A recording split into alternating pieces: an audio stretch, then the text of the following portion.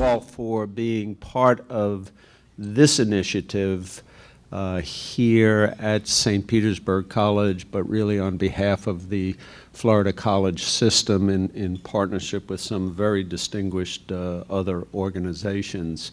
As we were doing some introductions here at the table, Tara Newsom, a member of our faculty, was thanking Senator Graham for giving us the challenge here a couple of years ago and talking about with that vision and that challenge, things start to fall in place. And I think, Senator, as you come back today, several years later, we can point to things that are a direct response to the kind of leadership that you hope to instill in us. So thank you all very, very much.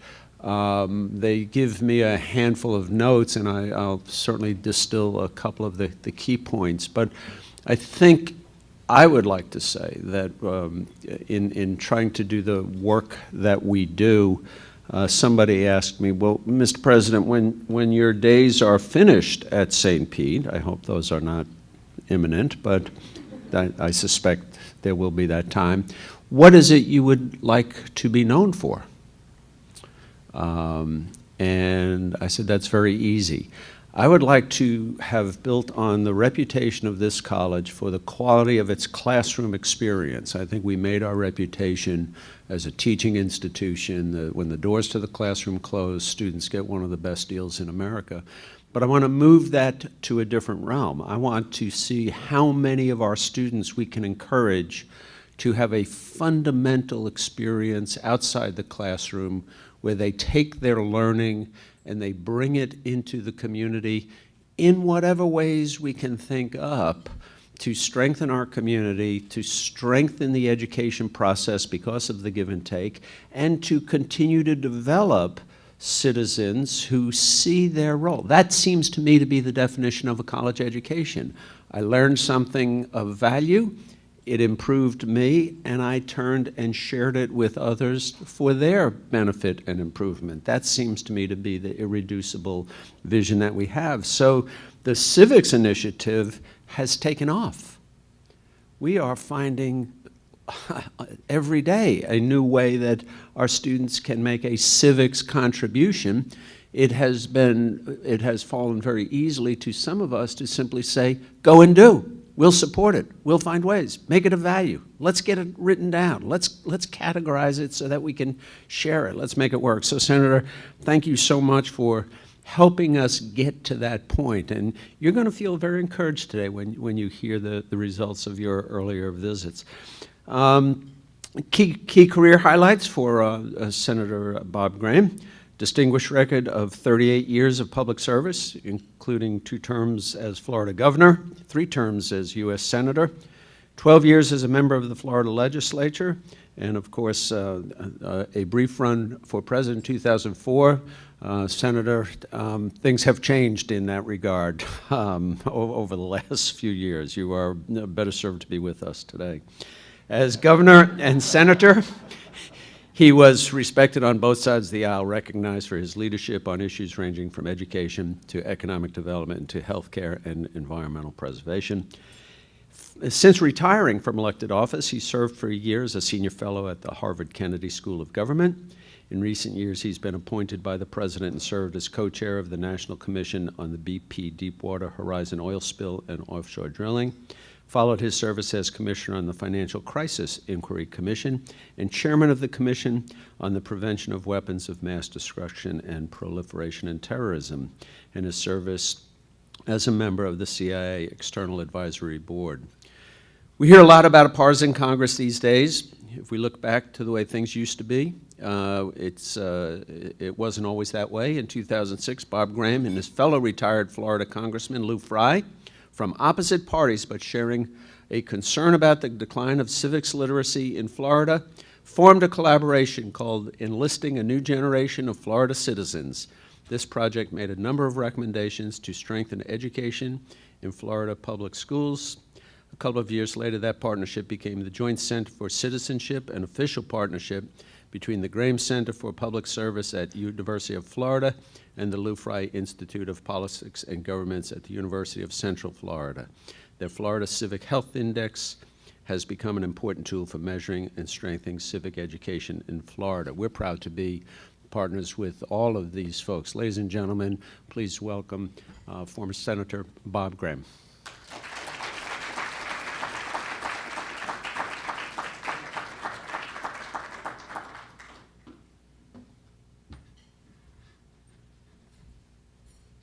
Thank you, Mr. President, and thank each of you for coming out today and renewing your commitment to the central role of citizenship in our democracy and through our education systems. This is, I think, the third or fourth time that I have spoken in this room on this subject, so anyone who would like to leave because it looks like a movie that you have already seen or be welcome to do so. I want to also thank Dave Clement, who has been the center of leadership for this at St. Petersburg College, and my long friend and associate Tom Furlong, who has helped make this a statewide effort. I don't believe there's another state college system in America that has taken on the issue of the state college responsibility for citizenship with the enthusiasm and depth that has occurred here in Florida. I want to particularly thank St. Petersburg College and the Florida state system for the national model that they have provided. I'm going to be talking about some of the challenges that citizenship in higher education and education more broadly face. And one of those challenges is having role models. When I am asked to deal with a problem, whatever it may be, when I'm on my game, my first question is, who's doing the best job at dealing with this problem today, so that you can both learn from the best practice and you can start your efforts from a elevated level of analysis and actual practice. I believe that the Florida state colleges are providing that role model of best practice for much of higher education in America, for which I and millions of students and citizens across the country are very appreciative. I'd like to talk a little bit about what's happening at the Graham Center. We're about to start our 10th anniversary year. We began the Graham Center in 2006. We moved into our permanent home in 2008, and now I think we have become a significant factor not only at the University of Florida, but statewide.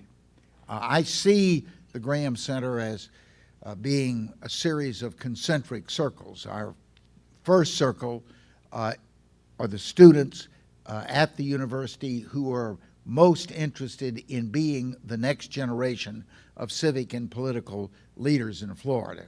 We have a number of programs targeted at that core area, particularly an undergraduate minor in civic and public leadership.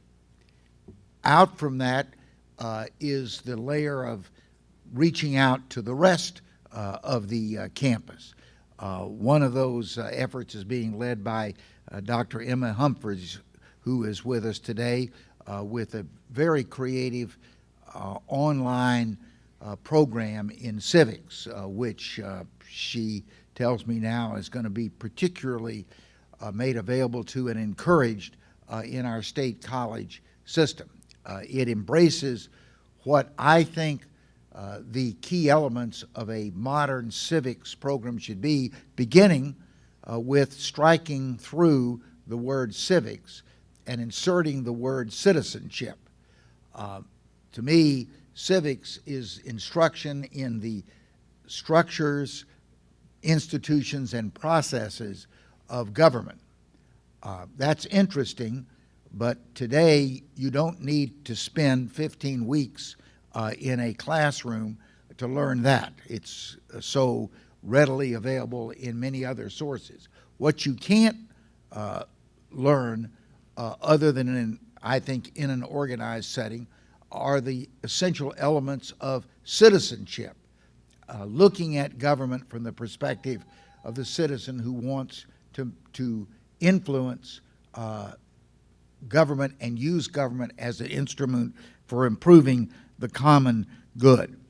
And then the next circle is the Doug Dobson circle, where we have formed partnerships, in his case with the Lou Fry Center at the University of Central Florida, to carry this message to the broadest population in Florida. Our star success thus far has been legislation that was passed in 2008 to require that civics be reintroduced into the curriculum of our public schools, with the Joint Center on Citizenship providing support in the form of instructional materials beginning at the elementary grades and teacher preparation, given the fact that civics had largely been out of the classroom for the better part of a quarter of a century. There was a dearth of persons who were prepared to teach citizenship. So those are some of our 10-year anniversary accomplishments.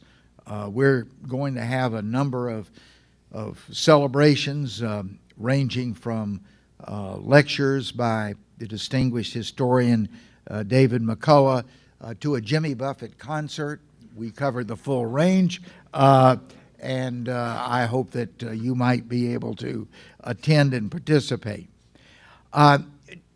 Like most Americans, I've been watching closely the presidential election, and it's a little bit like the medical student in his first year who's been assigned a corpse to perform autopsies. It's a good, to me, insight into just where is the status of citizenship in America today, and it is not a happy picture. The fact that persons with no discernible indication of their ability to be president of and leader of the most complex country in the world, and to play the starring role on the world scene, that the leading candidates now are persons bereft of any evidence of their ability to take on those responsibilities, is a damning commentary on the state of our current democracy.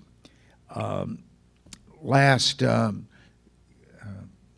guess, Wednesday night's debate, I kept looking both among the candidates and, frankly, among the media. Where are our Daniel Moynahans? Where are our Walter Cronkites? Where are our Dave Broders of politics and media today? And I think the answer to that question is they're sitting in the classroom at St. Petersburg College, and it's our responsibility to spark that latent interest into action. I think there are a number of challenges facing civics, particularly as it relates to the role of higher education. I'd like to briefly mention those and then open it up for any questions or comments that you would like to make.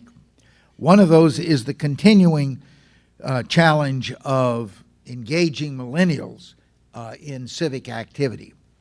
The highest turnout by millennials, persons between 18 and 29, in the history of the United States was the first presidential election after the passage of the constitutional amendment making 18-year age of voting available for all Americans. Almost 55% of millennials voted in that year.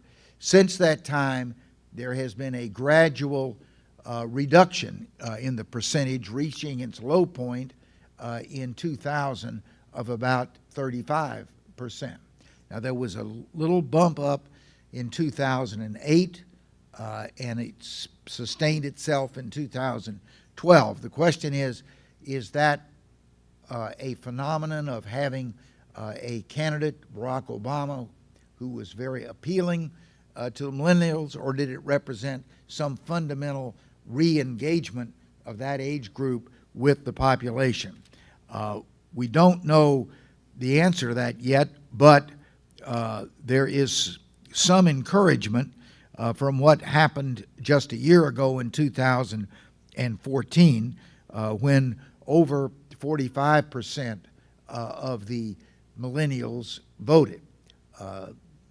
Maybe what we've seen in the last decade and a half is in fact a beginning of a renewed interest, or maybe to say an initial interest in democracy by that critical population.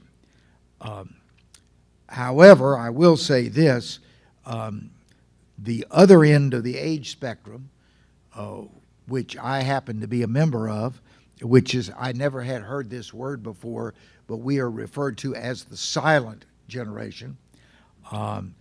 Those persons who were born between 1931 and 1945, and as I look out in the audience, I think I see a few other members of that generation. While millennials were voting at 46%, our generation was voting at 73%. If you want to know why members of Congress are much more likely to be defending Medicare and Social Security than they are concerned about the high rate of indebtedness of college students, I think the difference between 46 and 73% voter turnout says volumes as to why those political priorities have been set. Another challenge is going to be to develop a sense of urgency about the importance of what we are about. Florida is facing an agricultural crisis today, a crisis that has dramatically affected and reduced the scale of one of our iconic areas of the economy, the citrus industry, and particularly oranges. And I'm shocked and appalled that I don't think we served orange juice this morning. Is that true? Is that an indication of how much our crop has dropped?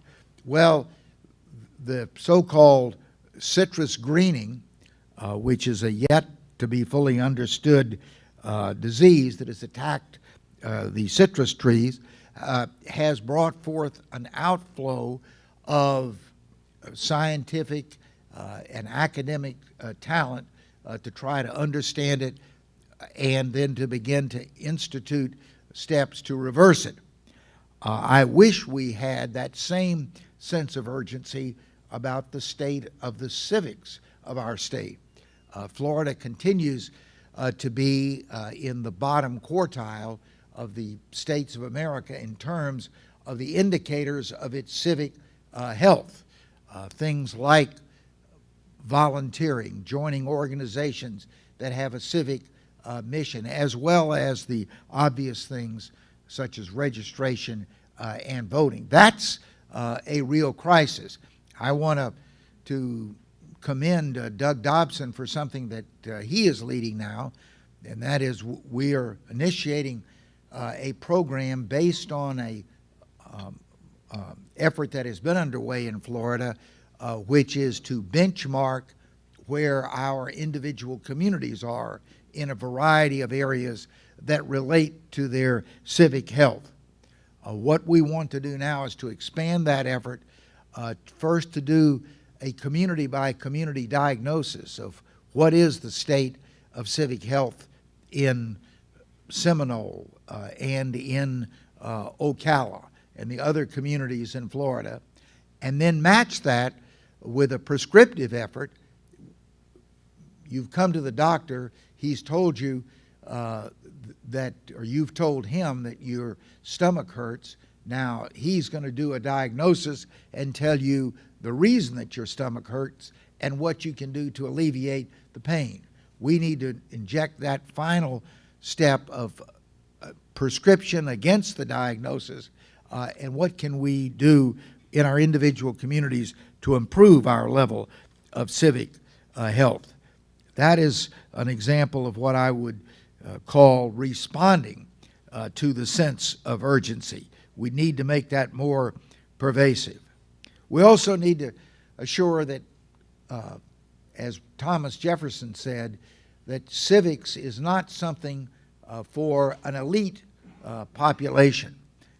I mentioned the concentric circles, those who are in the center of our target at the University of Florida, I would describe as the elites. But if we just stopped there, we would not be fulfilling our responsibility. Frankly, it's disappointing to me that when you ask the question, where in America is the best job being done in terms of making citizenship a campus-wide priority? I think when that next list is produced, places like St. Petersburg College and other institutions in the Florida State College system will be on it. But if you'd asked that question 10 years ago, there would have been only a few. One of those that I was particularly impressed with, the President mentioned that one of the things that I have done since I left the Senate was to co-chair the inquiry into the BP oil spill, which absolutely necessitated us spending a lot of time in New Orleans. That's not a tough place to want to spend time, but part of that was spent at Tulane University. Tulane went through a death experience with Katrina. Not only had the city around it virtually collapsed, but the university was heavily damaged, and there was serious thought about its discontinuation. And in fact, they did adjourn for a semester and sent their students elsewhere while they gathered themselves to start again. But the platform upon which Tulane has operated since Katrina is that citizenship, starting with a responsibility for the city in which your institution is located, is a responsibility of every element of Tulane University. For instance, the medical and dental school have established some 90 to 100 clinics throughout this community to take the place of the large public hospital that was devastated by Katrina. The College of Architecture has been heavily involved in maintaining the character of New Orleans while rebuilding it in a stronger and safer manner. That ethic that the university and the community are at one in terms of their responsibility for reestablishing the community and preparing the students throughout their lifetime to be active citizens in whatever community they end up living in. I think another challenge is the issue of accountability. I am now serving as co-chairman of an Illumina Foundation commission on the future financing of public higher education. And we've commissioned about a dozen research papers on various elements of that. And one recurring theme is the theme of accountability, that the institutions which have traditionally financed public higher education, particularly state government, are under a lot of pressure. And that pressure is coming from other demands on state budgets.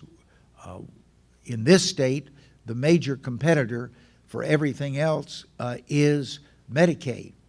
When I was governor, Medicaid was less than 10% of the state budget. Today it's over 20% and growing rapidly. And when areas that are discretionary, i.e. unlike Medicaid, which is an entitlement, and the state, if it's going to participate, has a responsibility to participate for all those who are eligible and at a level of medical service that is the equivalent of what is available to the rest of the population. Higher education has got to compete for discretionary funds. And one of the keys to being able to effectively compete is to be able to answer the question, you have told us what your goals and intentions are, now tell us what you have done to realize those goals and intentions. I met recently with Ms. Thomas and some of her colleagues at Tufts, which probably has done as much work on this question as any place in the country. But I think, Ms. Thomas, you would not disagree that we're still at a very beginning phase in attempting to develop the metrics that are going to be necessary to satisfy that state legislator that public higher education deserves a larger share of the increasingly challenged discretionary funds that the state has. I think that is going to be a significant challenge for those who are the academic practitioners of citizenship. And that bridges to another concern that I have, and that is, how do you get more of the best graduate students and students who are, and individuals who hold line positions at colleges and universities to see civics as being an appropriate academic area of commitment. I don't want to badmouth the university that houses us, but recently the University of Florida, which has 32 lines in the political science department, had one of its senior professors retire. His area of specialty had been comparative governments in Central Europe. I knew the then chair of the political science department, and I went to him and I said, I see that Professor Jones is retiring after a long, distinguished career. I'd like you to consider filling his line position with someone whose academic background and interest in both teaching and research is in the area of citizenship. And then I gave him some of the areas that I thought such a person would find challenging as their professional area of interest. Well, after I had given my pitch, the answer was a very graceful and appropriate but clear no, that Professor Jones has maintained our position in comparative government in Central Europe, and we need to find someone who can take his place with comparative government in Central Europe. I'm not degrading the importance of understanding the Parliament of Bulgaria, but compared to understanding why the state of citizenship in Florida and what are some of the things we can do about it, I don't, in my frame of reference, don't find that to be hard to decide which is of the greater value. I hope that we can begin a process that will create some of the incentives and, frankly, removal of disincentives for the best and the brightest to see this is their area of academic service. And finally, K12.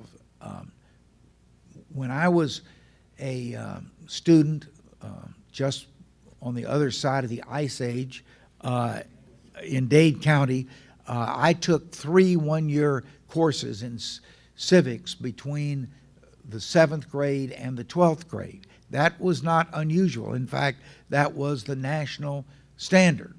I have 11 grandchildren. None of my grandchildren has taken more than one semester of civics, and most of them didn't take any civics. I indicated that since 2008, Florida has recommitted itself to the importance of civics in the K12 curriculum, and I'm proud that we have been able to play a part in that. But it needs to continue to be stimulated, and it needs institutions like this, which are training the next generation of K-12 teachers, to see that that all of the teachers, whatever their future discipline will be, have a basic grounding in concepts of citizenship, and that those who are going to be responsible for teaching citizenship understand the techniques to teach it in a way that is relevant, that's tangible, that engages the student, that prepares, again, to use a Jeffersonian term, with the competencies necessary to be an effective citizen. Those are some of the challenges that I think lie before us. This conference and the commitment of the institutions that you represent is to me encouraging testimony that there are serious people who are going to be willing to undertake this very serious challenge of building a strong sense of personal responsibility and the ability to implement that personal responsibility among our people as being the fundamental way in which we will protect and expand our democracy. Thank you very much, and I'd be glad to answer any questions.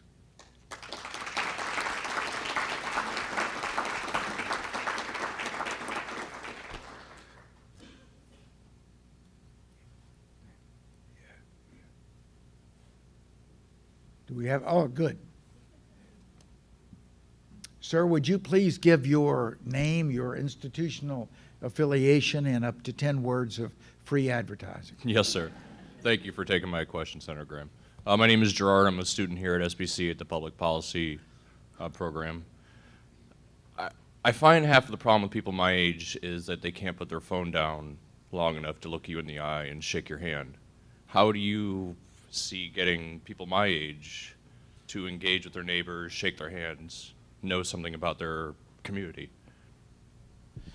I would, and I'll be immodest here, I would offer a required course in citizenship for students at this institution, and I would ask the Pinellas County School Board to do likewise at the secondary level. And that course would have the following characteristics. Yes, it would teach the things that are the essence of a civics course, such as the number of members of the state legislature, although the student has probably already looked it up on Google faster than you can ask the question, but would fundamentally focus on what are the rights and responsibilities of citizens and what are the capabilities necessary to preserve those rights and responsibilities and use them in a constructive way to make the community better. I taught a class at Carroll City Senior High School in Miami for 18 weeks on the topic of what does a citizen need to know to make democracy work. And one of the things that we did was we asked the students to form themselves in groups of 3 and select a topic with this caveat that at the end of the semester, a third of their final grade would be based on what they were able to do about the problem as opposed to write or speak on the problem. That got them focused on things that were close to home, like the quality of water in the low-income community in which they lived. The allegation that there had been a allocation of funds discrimination against their school vis-a-vis an all-white school 5 miles away. Those were the kind of real issues that concern citizens. And their job was to go through a methodical process with the end result being that they'd made a difference. And I'm pleased to say that 18 weeks after we started, the Dade County Board of Health had issued a cease and desist order against the water company for the quality of water that they were making available because of the work that the students had done, and that the Dade County School Board had changed its budget to eliminate any discrimination against this predominantly minority school. I think that is, to me, the essence of how you deal with the disinterested, is you give them a serious challenge and give them the skills that will allow them to be successful in that challenge, and they will, I think, forever take a different view as to their abilities and responsibilities as citizens. Yes, ma'am. I'm here. I'm here as a member of the League of Voters. I used to work at Junior College. Yeah. I have a follow-up question to the gentleman's. Given your knowledge of success when you get involved, and your knowledge of legislators and the way the legislature works and doesn't, what are some of the justifications you hear or know of or have come up in your own mind with for not funding civics education? That it is not within what I consider to be the core responsibility of education, which is to prepare students for their first job.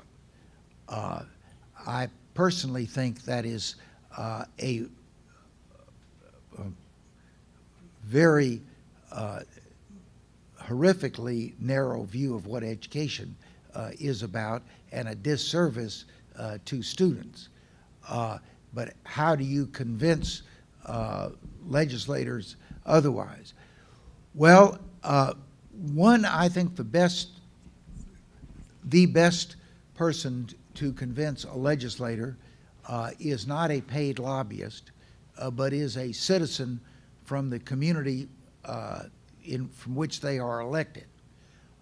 We've started something, and the League of Women Voters has been very involved in this, and will be particularly so a week from Saturday when we have our final session in Orlando, of convening citizens who are very concerned about the state of the environment in Florida, having experts lay out what are some of the major challenges. And it's everything from sea rise to springs to restoring the Everglades to maintaining the health of our rivers, and then giving them some skills of how to relate to legislators, having them be assigned to a specific legislator, and under some mentoring to develop a relationship with that legislator, and over time hopefully convince him or her to adopt what we think is the visionary position for Florida on those environmental issues. I think the same kind of technique can be used in other areas. I'm starting a conversation about doing this for people who are very interested in early childhood education. How do you get the legislature to see that as a higher state priority? And I think that that would be an appropriate process to use to try to convince legislators that the issue of the citizenship of the people, and particularly the citizenship of the youngest generation of Floridians, is a matter that deserves strong state support. Just one more question, Sure. Governor. Thank you. My name's Wayne Neely. I'm a student at USF St. Pete, and I'm also a research assistant for Dr. McLaughlin. She teaches a couple American government courses at USF St. Pete that all involve like a civic engagement aspect, requiring students to go out into the community. I'm very proud to have been one of them. And I just wanted to say that you spoke earlier to the rising cost of higher education and how there would be sort of like a battle for discretionary funding with Medicaid. And you also spoke to lower voter turnouts for millennials. So I just wanted to ask how much you think millennials really can affect change on this issue. I think they could be very, if millennials had voted at the same level as my silent generation in 2014, frankly, we'd have a different governor in Florida than we have today. The composition of the legislature would be different than it is today. The makeup of our congressional delegation would be different. So it's a determinative generation in terms of the policies that are going to be emphasized. As I've indicated, we're very well taken care of. I don't think anybody is going to take away my Medicare. I don't think my Social Security is in jeopardy. But I think the likelihood of you getting much relief from your student financial aid debt is highly unlikely, primarily because your age group doesn't exercise much political clout, has elected to not do so by non-participation. There are real consequences in a democracy where people do or abstain from doing their civic responsibilities. Thank you, Yeah. Governor. We need to stay on schedule. Okay. I want to thank you for the time you've given us. I'm pleased to report that this conference is focusing, much of what we're focusing on is related to the points you made. So we're trying to do what you mentioned regarding those challenges. Let's give the governor, Good. Senator, a round of applause. Thank you.